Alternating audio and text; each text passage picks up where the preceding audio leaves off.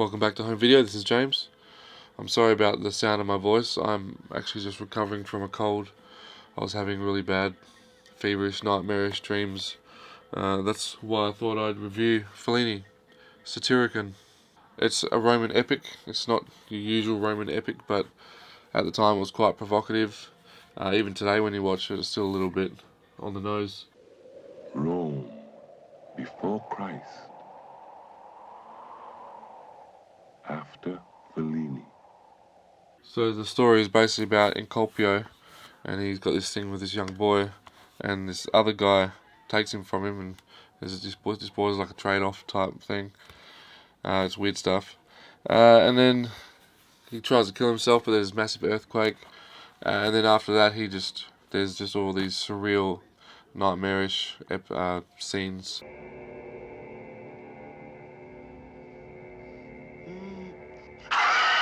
So it's depicting the Romans at the time as, perverse, all about just quick pleasures, just all those apparently sinful things, and the indulgence in it all. It's definitely on display here in all its glory, and also, well, I don't know about glory, but it's all its form. And he's not afraid to hold back. Some of the scenes sometimes are visually quite shocking.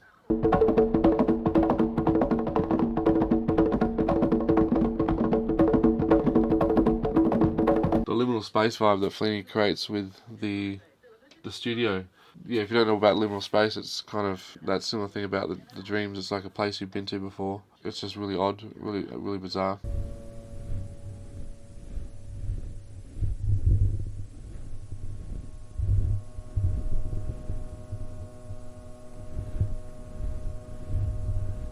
But Fellini definitely creates that here. He creates that nightmarish dream vibe with the sets, the costumes, just the ambience. If you're building a world, what you're looking at is the landscape or the backdrop, and then it's the people within it which need costumes, and so what you're looking at is very important. And Danilo Donati, he did the costumes for this film. I was actually there in Rome at the start of this year. So as you can see in the background, they've got a Pier Paolo Pasolini exhibition on in Roma.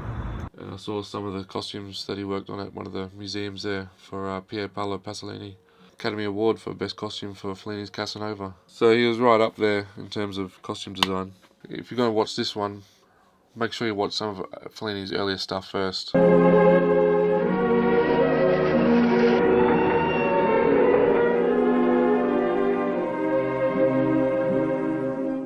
Well, I mean, you can go straight into this if you want. Yeah, it won't give you a good vibe of Fellini as a whole because it's one of his more different ones. Pretty sure the producers basically just had seen that he had made quite a few good Oscar-winning films. 8.5 for Dolce Vita, just decided to let him off the hook. So I think that's where he went crazy with it. But great film nonetheless. Leave a comment. Let us know if you've seen Satyricon. I definitely enjoyed it. I think just for creativity, for boldness, striking visual imagery, and just the way Fellini just plays out his films, I'm going to give this one a 4 out of 5 stars. And look, if you haven't subscribed, please subscribe to the channel. That'll really help. Give us a big thumbs up. That would really help as well. Push the things along in the YouTube algorithm. Alright guys, thanks for watching. This is James signing off from the Home Video channel.